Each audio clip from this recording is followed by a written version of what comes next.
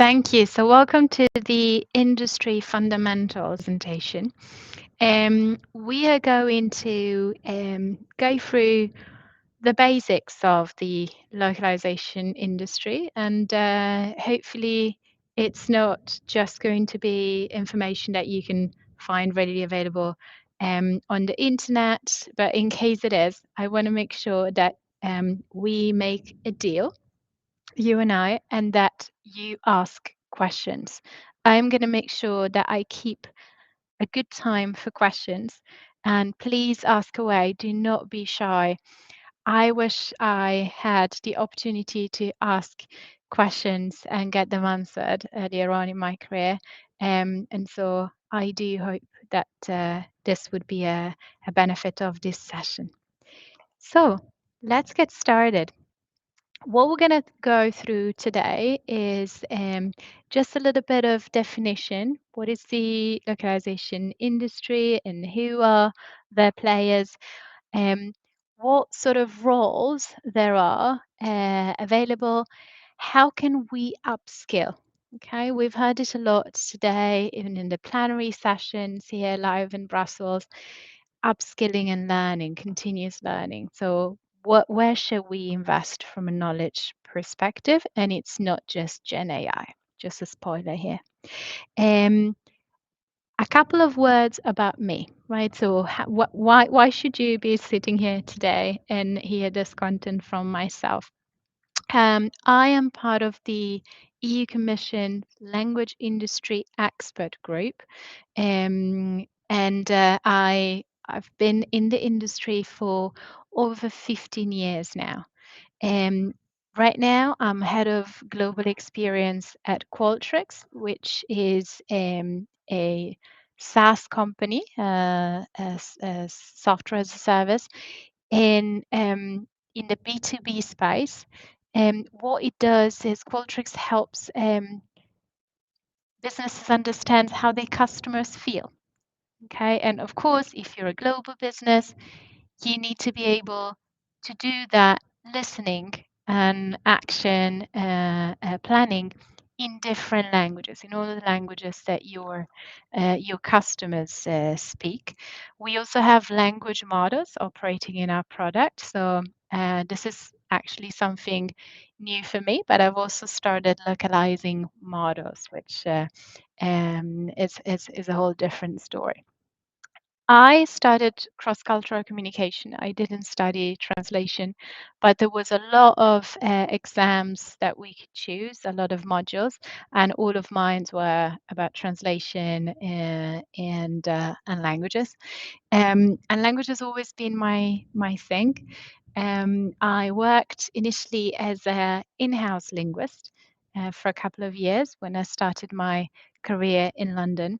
And I then pivoted to managing the language operations of one of these companies when we started introducing a new language on top of English because our audience and our customers were now spread across multiple territories.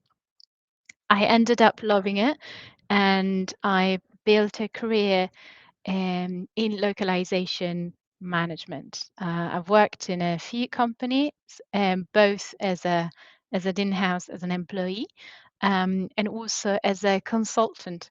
I continued my career as a freelance linguist for a bit, and then I pivoted to consultant in the localization space. And altogether, I have helped a range of companies with the digital presence, digital is my niche, to create more than 60 localization programs, right? So what it means is to devise how the localization operations, the language operations within a company should work from a strategic and efficiency maintenance perspective.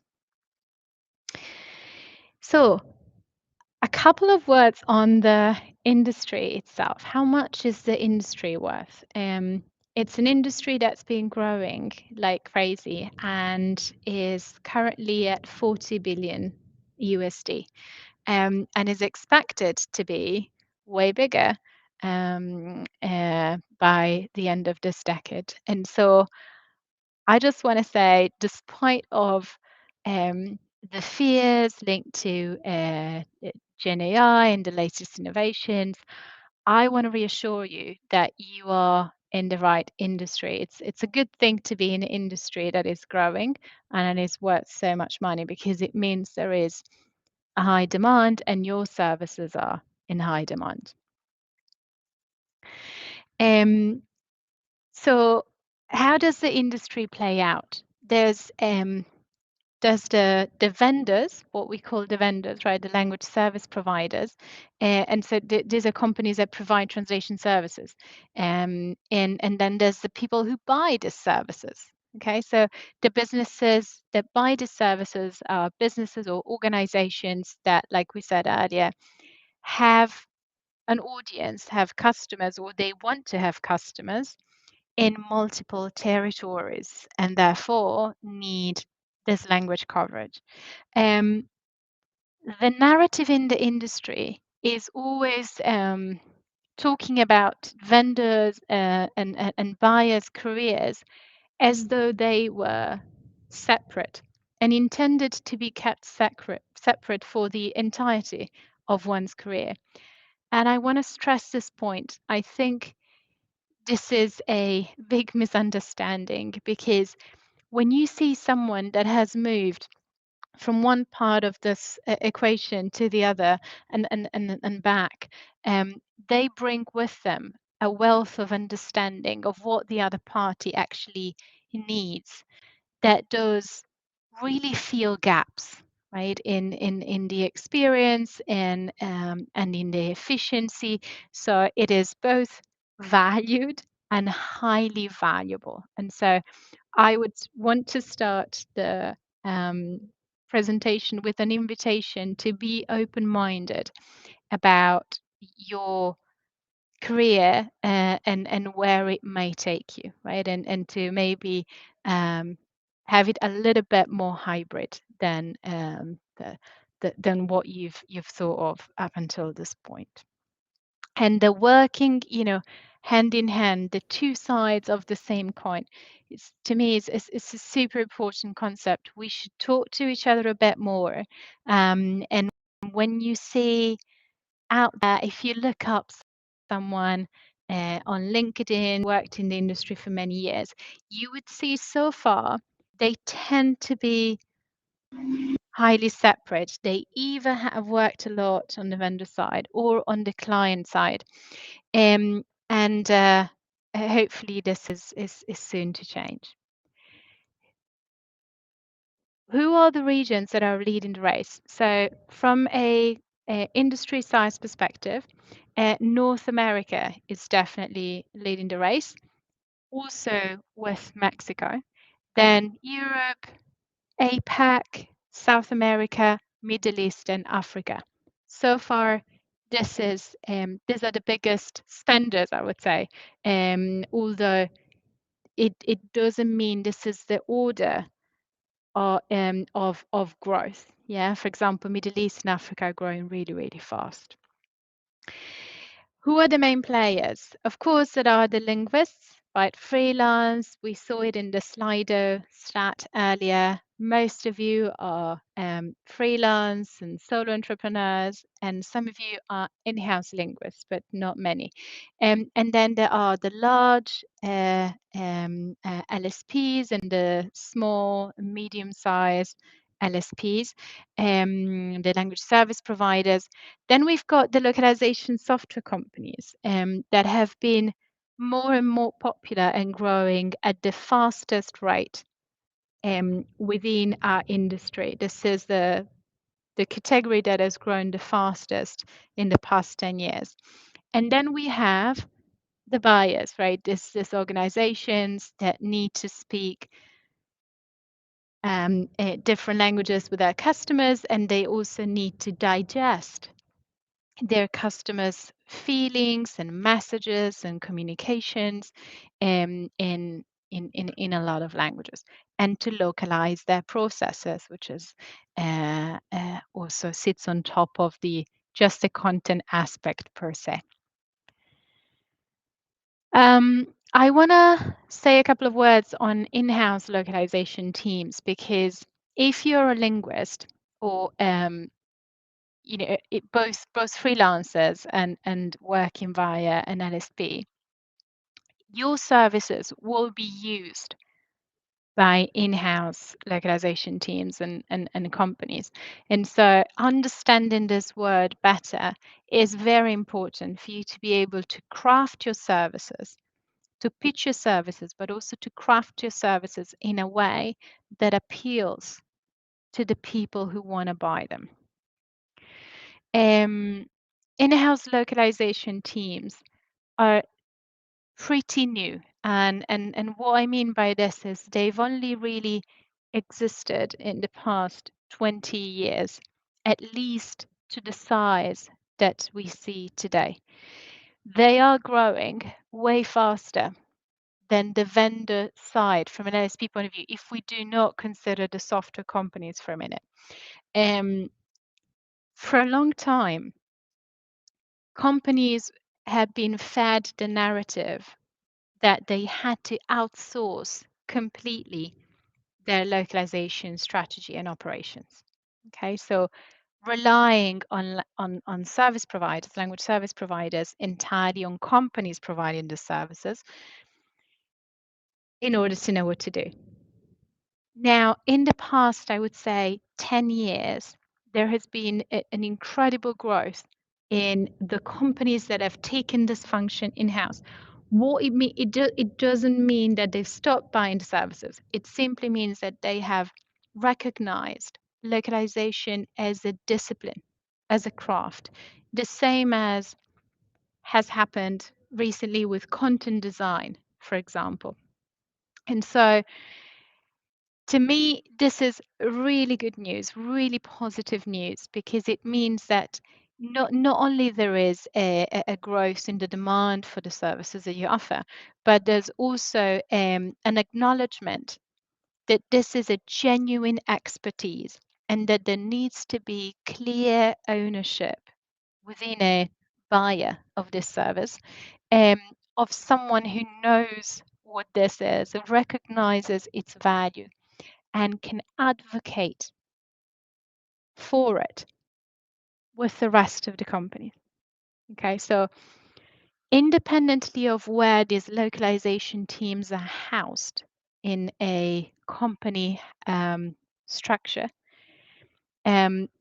they sit as a central service layer that sits horizontally across the organization and interfaces pretty much with every function that has a vested interest in making sure their processes and their content assets are available in a variety of languages. Advocacy, to me, is probably the most important aspect of the localization team. But there's also language technology. So they are the buyers. They decide what technologies the company needs, what CAT tools, what connectors, what content management systems that they will plug into the way they operate. They will define best practices. What are the standards? So how we localize? What does it mean to localize something to a higher extent than something else? What are the languages that we should be going into? What are the language tiers, right? The concept of language tiering is very established now within the buyer's landscape.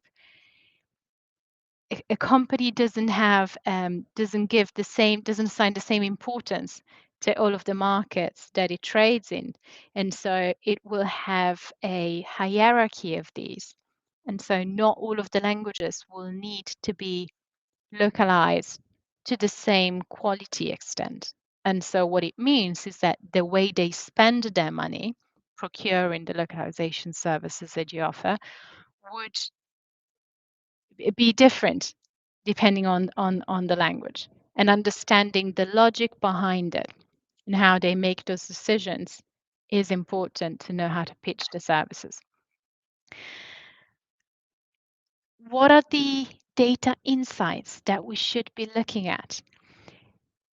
For example, what are the metrics that we use within the company as an indicator of the performance of the localization that we offer to our customers?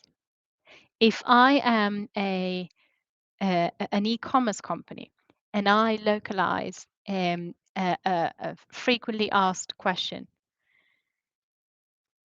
I need to be able to see whether that localization is correlated with a reduction in the number of people that call my support team, my customer service team, about a specific issue. And so the understanding of this data, the making sure that these data points are tracked, and the digesting of this data to make the right decisions also lie with this function. And then there are other areas that are not directly owned by the localization function, but they are areas where the localization team has a very high influence on, right? So the content creation, for example, and communication design, the UX design, the way the product is managed, the way the product is launched, and the engineering setup, especially if this is a digital organization, because this content needs to be delivered to customers. There are a variety of roles that consume and produce the localized assets within our industry. And so on the left-hand side, we see the ones that are a bit more established, right? There's the translators, the proofreader, the site for sure. A lot of you are in some of these professions, but there's also newer ones, the localization engineer, uh, the QA testers, right? Probably 10 to 15 years old as a profession. But as we move towards the newer end of the spectrum, there are a variety of jobs out there, and these are titles that are currently live vacancies, right, that exist worldwide. They use this terminology: conversation designers, content designers. And then if you go and have a look at the skill sets, what they need is actually a linguist, right? They need a prompt engineer. Finally, language is enticing with language AI. They need a project manager that has agile principles, but actually works in the project management of translations. They need a product manager that decides how the product changes, how the experience with the product changes, depending on the market that a company is tackling. And then they have program managers that devise how all of this should work together holistically from the inception, when the content is planned, written, through to how it gets pushed out to the users, tracked for performance, and iterated on or retired. And they need an analytic linguist, someone who can do annotation work, someone who can uh, help create a language models and train it. And so if you thought for a minute you were in the wrong profession, you were thinking of changing jobs, we saw that earlier in the slide in the conference, people fearing the latest advances and worrying that they better look for a different profession. Please think again. That doesn't mean that we shouldn't look at adding other skills to a skill set. And so if I look back with, in hindsight, what are the skills that I could have developed earlier on in my career rather than having to absorb them later and in a very scrappy way, because then time was at a premium. What would I invest on today? I want to start with self-promotion. Self-promotion is really, really important. If there's something we linguists are not good at, we really heard it earlier today, is promoting our services. And this is something that I see way more in Europe and in Asia than I do in the US. You know, when I speak to my colleagues in the Americas, I see they are so good at pitching their thoughts, pitching their ideas in a convincing way. They do public speaking classes to 7-year-olds in the US. You know, in Europe, it's very different. And I think, especially in the translator profession, you know, sometimes I hear fantastic linguists vouching an idea and then almost apologizing for it. And this is something we should really invest in creating a beautiful narrative using storytelling around our expertise, our services, and how we can add that extra value. Self-promoting skills is something that can definitely be taught, and it can definitely be learned at any age. And I can't stress this enough. If only had I had this earlier on in my career.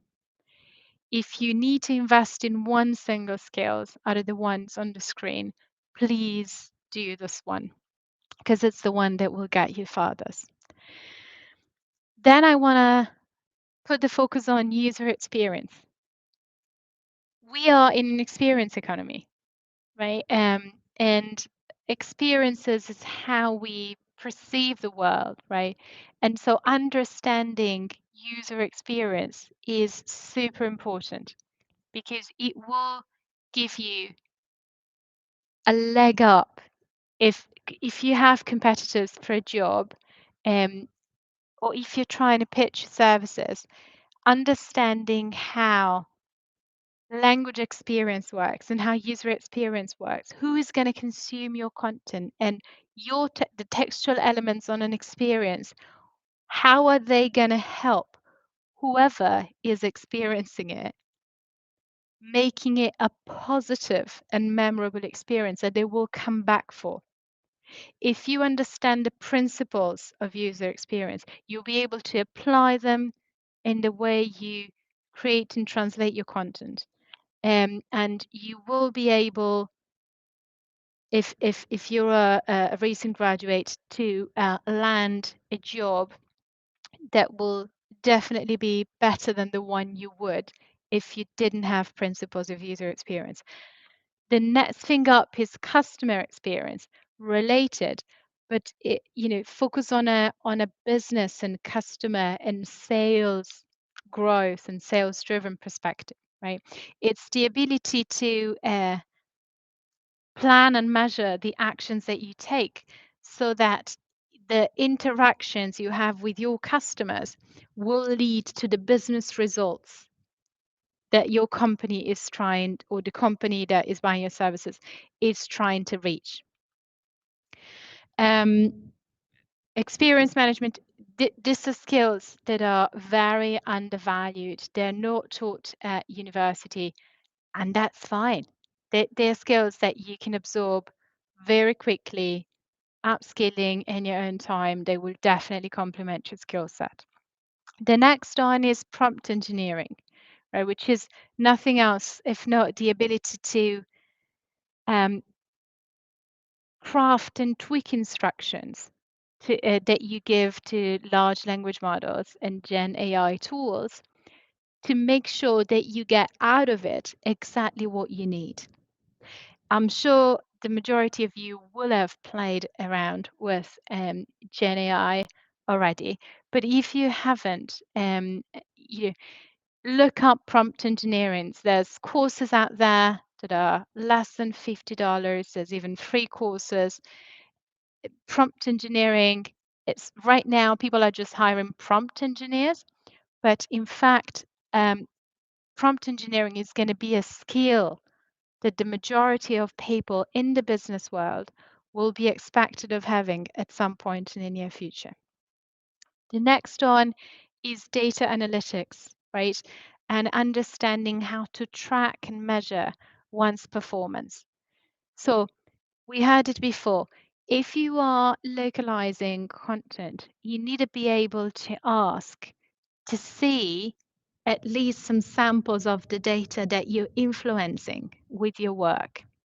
Even the fact that you're asking to see this data speaks highly of the fact that you're understanding what role your content plays in the bigger, you know, uh, in the bigger world of that you're operating in. If the company, if the buyer of your services is not keen to share those data, fine, but at least for you to understand what keeps those people up at night, why are they buying those contents in the first place, will give you the ability to tweak and tailor the work that you do to make sure that you can influence this data in the right way. And this will lead to positive outcomes. Performance measurements. There's various methods and approaches to measuring one's own performance, but I could definitely recommend the OKRs framework. OKR stands for objective and key results. There's loads out there. It's basically just a framework for defining your goals in a way that is measurable, that is going to be easy for you to judge whether you have actually attained that goal. And this is something that is valuable for two reasons, both for you to measure, to plan for what you want to achieve, let's say in the next half a year, and really be able to tell at the end of this half a year if it's a yes or a no, if you've achieved what you set out to. And then the second is you will understand how the buyers of your services track performance and how to influence that. The last piece, it's a category that is growing, especially in the past 5 years, is product management related to localization. A lot of people that have worked that have had a successful career in localization, a few years of experience, are now repurposing their talent and their value proposition in a career in product management. Globalization product manager, localization product manager, language product manager, you name it. But they are taking their skill set to work as a product manager.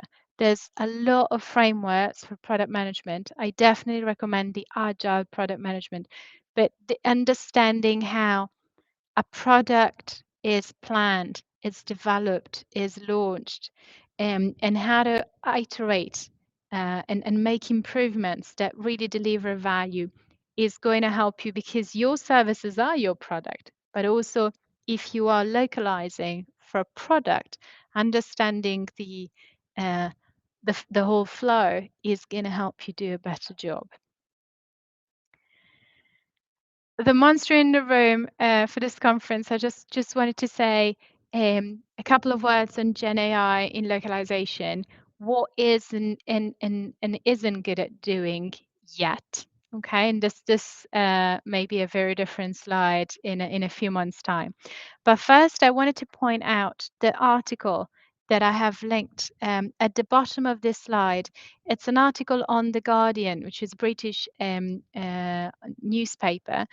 If you need a place to start understanding Gen AI and how the large language models that are threatening to take elements of our jobs, start here. It's a very easy to digest, comprehensible reading on what you need to do, not just to understand it better, but to fear it a bit less, right? It puts it in its place a bit more. What can Gen AI not do yet? it didn't have enough training in target languages, in languages other than English, right? And so it's very hard to claim that it does offer the same level of quality, right, in languages other than English. So right now, to fast track the ability for the language models to work in different languages, what they did was they translated the training data.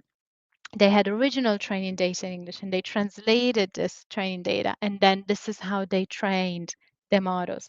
But unfortunately, this meant that the quality was not the same, because this is a synthetic data set. It's not an original data set. It's less accurate than machine translation right now, right? There's way higher chances of conveying the wrong information, right? It's more fluent. The text is more fluent, but there's maybe less errors, but the errors that are there are very, very severe. And we also do not have any quality benchmarks like the blow metrics, etc., to measure the performance, right, of this text. What it does do well, and if you have a Gen AI playground or a UI to start using it yourself, you will see is identifying the key terminology in a text, identifying a theme, identifying a macro category. It can help create a glossary, right? And so it can help a lot in the preparation work that you do on the source text before you start your translation. It's also quite good at evaluating the accuracy of a translation, and understanding whether it adheres to a brief. And that's why there are now a number of tools that are coming up, localization QA tools, software services that are addressing exactly this need. How do we leverage Gen AI to improve the quality of translations? And then, they can improve grammar if you I think you put like a text with a few errors in it, it will definitely help you um, correct it. And it will help contextualize a machine translating text. So perhaps if you need to repurpose it, let's say you've got a translation that you've done for a more technical perspective, perhaps for a frequently asked question for an e-commerce, and you need to repurpose that as a translation that has marketing goals, right? That has advertising and brand voice goals. That the language model can easily do that for you. Um, I think we have reached the end of the slides, and I do really want to encourage people to ask questions. So I don't know, Claudia, if you've been collecting them via Slido, or how we want to do it. There aren't any questions via Slido yet, so I've just posted the link again in the chat. I'm going to stop sharing. Everyone, you can have a look at the chat, and I can also share my screen with the QR. And you can post your questions for Giulia.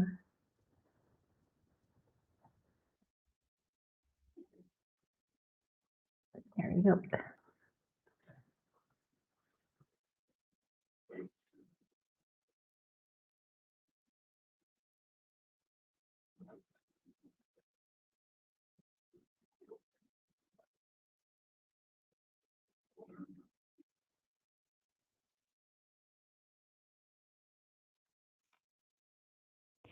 What is localization in a nutshell? So it consists of companies that provide translation and communication services for businesses that want to customize their product and marketing communications for local markets around the world. And so I guess as a buzzword, it was born as a need I can tell you what I think it started at. It's translation companies have existed for many, many years. And at some point when digital appeared, it was a way for translation companies to pitch the idea that they were ready to do something else, something that wasn't just a translation and that was applied to the digital and to the UX space. Right? It would have element of user experience in the way they translated the textual elements of a mostly digital experience. So if you're interacting, if you're using an app on your phone, or if you're using a website, or if you're using an interface, for example, when you're at the airport and you go through security and you've got one of those machines that ask you how was your security experience today, there are textual elements, and those textual elements need to be made available in a number of languages. The localization industry was born out of the need to translate those textual elements in a way that would provide an optimal experience to the people using it.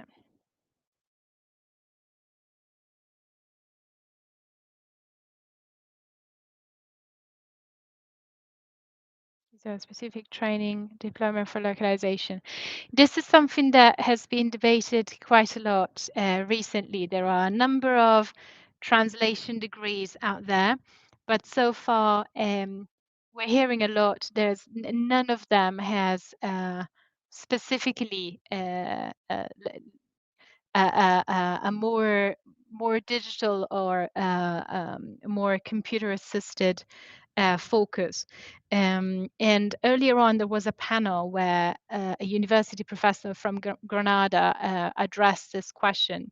And she said, if you're not able to translate using pen and paper, you're not able to translate at all. And she thinks that the universities should continue offering focusing primarily on the core skills of translating, because the tools and the, I would say, ancillary skills that are more digital and localization focused, we can teach you in 3 days. I'm just reporting what you said. I actually think the truth is in the middle. Right now, there isn't a master in language operations. There are a number of courses from the Localization Institute and some other institutions that are not the academic institutions. From an academic perspective, you still have to rely on translation studies. But I've seen a number of localization courses within translation studies, just a few modules, so not core.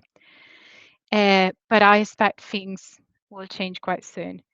Is there a specific training? How to start specializing? How to start specializing in a specific field? I want to take this one because it's very close to my heart.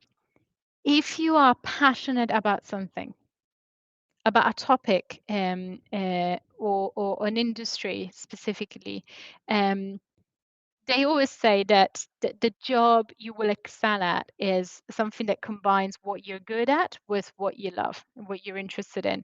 So if you want to specialize in this field, try and look up job offers from companies that are in that space. Maybe they are a provider in that space, or they're a buyer in that space. But you're already specializing by having a strong interest in it.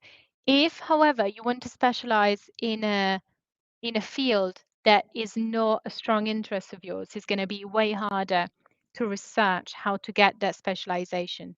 But find a buddy of people that work in that field, like a professional buddy, and sign up and ask them and say that you wanna come in as a learner. And those professional associations tend to be the best way to put a foot in the space, a way into the space. And people tend to be very open to newcomers and explain how to get that knowledge. I influence the customer as a freelance interpreter. I'm only employed by an agency for a single job. This is hard, and it's sometimes it's not possible.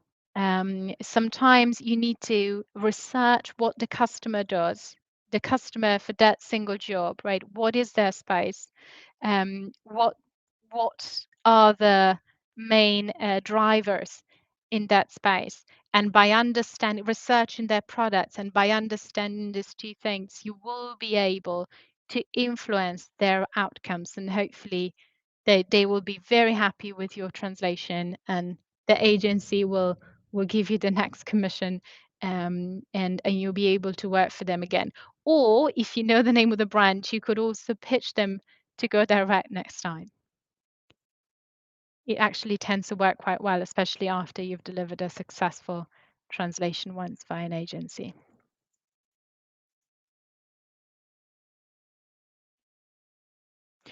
No, SEO and localization are not identical activities. SEO is, understanding elements of SEO is important if you are translating for the web, which is a form of localization. I would say understanding the basics of how it works is important. Again, we're talking about basic literacy in those fields. You don't need to become an SEO manager. Um, it's the SEO is the science of basically understanding how search engines work, how Google works, how does Google index the content, how does it know what to surface, how does it decide in which order to show the search results.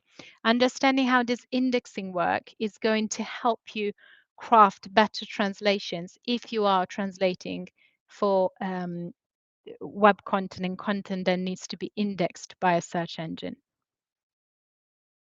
I can't see any more questions now. Is it because we're at time?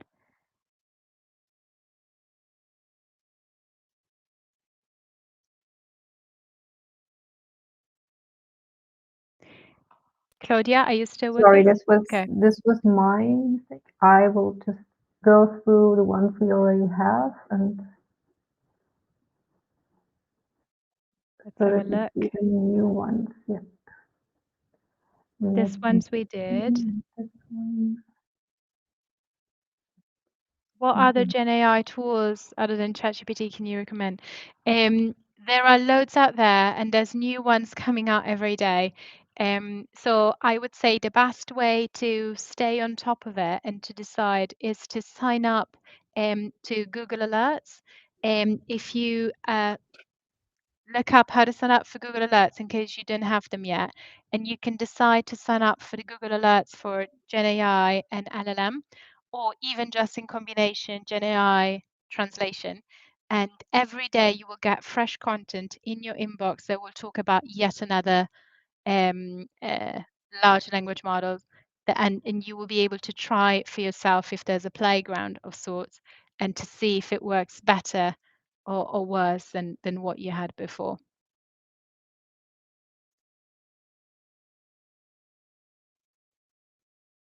I think we've exhausted the questions, haven't we? Okay. So I'm gonna just share one more second, if that's okay. I just wanted to do something real quick. I want to encourage you to stay in touch. I have added my LinkedIn ID here. It's Giulia Tarditi. There's a couple of Giulia Tarditis, but I think the others don't work in localization. Feel free to add me to your LinkedIn network. I'm not good with the newest social networks, and I think that's quite telling of the fact that I've been in this for a while, and I'm getting old. But do send me a message. I'm super happy to talk and help you out if you're thinking of sending your CV somewhere, if you want to see how on the hiring front, we consider CVs and proposals from linguists, okay, and from translation graduates. What do we choose to make decisions, and maybe this is going to help you tailor your CV or your application or your pitch if you're pitching your services better. I've never worked in an LSP myself, but I have worked with LSPs a lot, and so I think I could also advise if you're trying to pitch your services to LSPs, or if you just want to stay in touch and share your feedback about the session and any concerns that you may have about the future. Thank you very much, Giulia. Thanks are also coming in the chat. And if there are no further questions, I would say we can conclude this session. Thank you so much. Thank you so much. I just wanted to say thank you for showing up. It's the end of the day here in Brussels, and wherever you're calling in from, and independently of what time it is, I'm sure there's loads to digest with the sessions you're attending, and so thank you for coming here, and hopefully you would have gained something that you can use, or maybe just triggered your curiosity and you can research further. But and do invest in yourself and in your personal brand as a linguist, because it's the best way. It's the fastest fast track to better business outcomes and a happier working life.